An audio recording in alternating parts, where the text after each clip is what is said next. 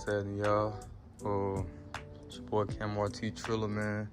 And today, I got the 5.7. This one I got from a junkyard with 2800. But I talked them down on it. I got a little decent price on there. It came out 2012 Dodge Challenger. It got 93,000 miles on it.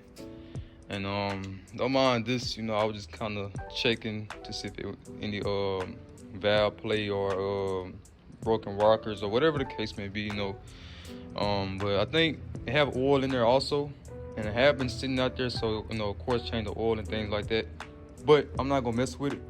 I'm gonna just throw it in there, man. So we V8 swapping the V6. Got the 3.6 in there, and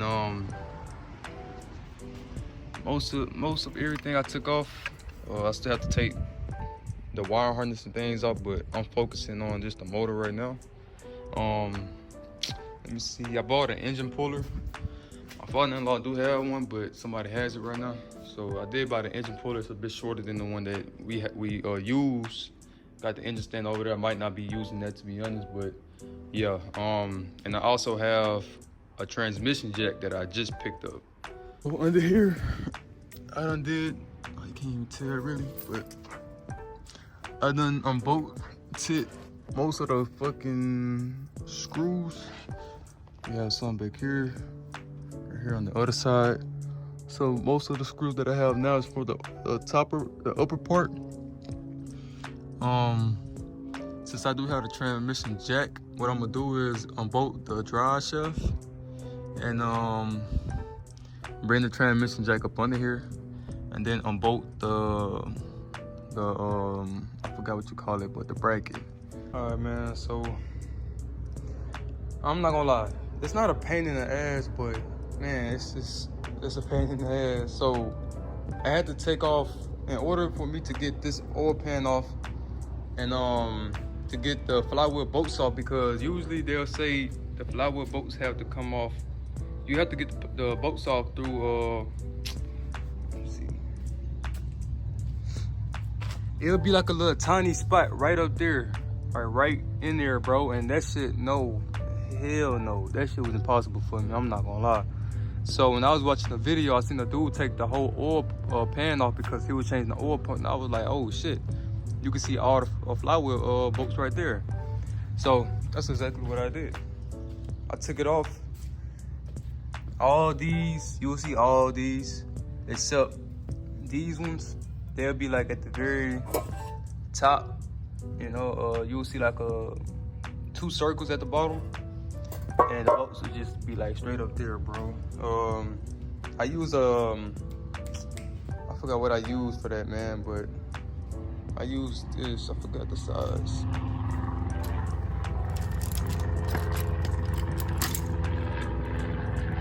Yeah, I use a 1/4 for that, and I just did it like this, man. I just put that bit right up, and it took them off.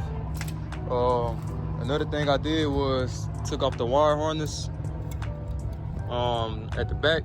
The rest, I had like 3 bolts for the bell housing.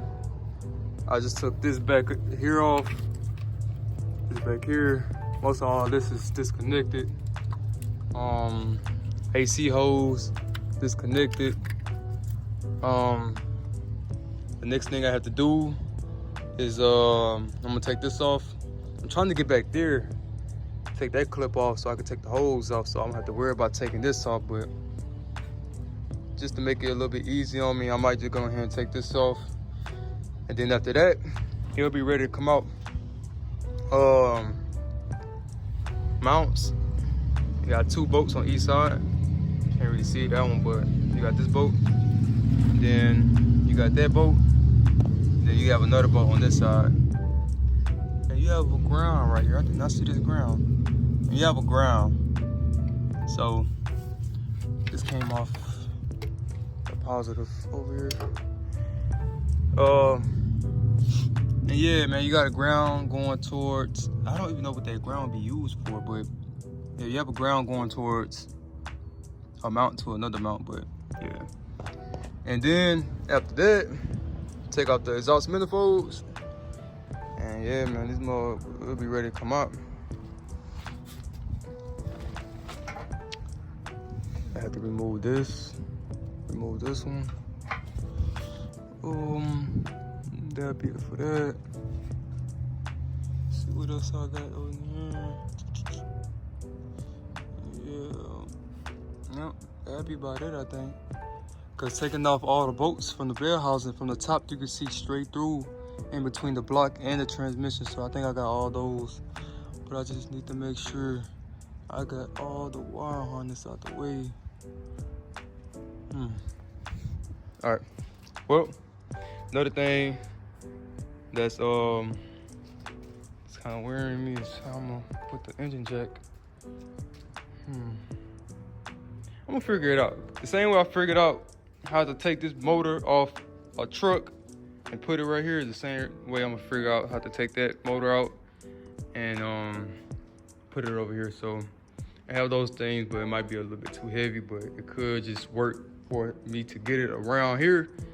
Put the engine hoist here, go down with it, bring it up, and just slide it this way. So it's easy work, man. You know, it's time consuming, but I did all this in like 4 hours. Seemed like I didn't do anything, but I did a whole lot, I'm not gonna lie. I took the whole front end off, I took the motor from the top, and then take the motor, the transmission from the bottom. I got the transmission jack inside the car. I just bought one. Actually, let me show y'all.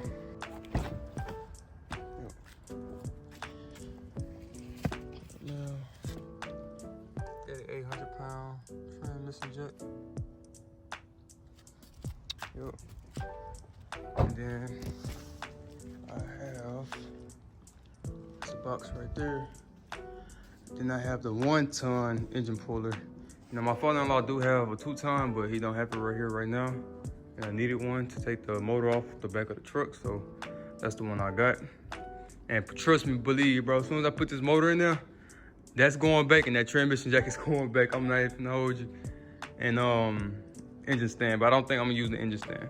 Usually I'll break this down to see what was going on, kind of like how I did here, but honestly, I got faith that that's a good motor just because it got 93,000 miles. The heads even look new, bro. Look at this, man. Look at that. The heads even look new, man. Look at the inside. Look at that, man. So yeah, came out for 2012, so you know, easy peasy, little stuff. Radiator and stuff like that, I'm gonna get from a junkyard. I ain't gonna spend brand new stuff on that. Man, me, the way I am, bro, anything under there, I'm not gonna spend brand new unless it's like the bushings or whatnot.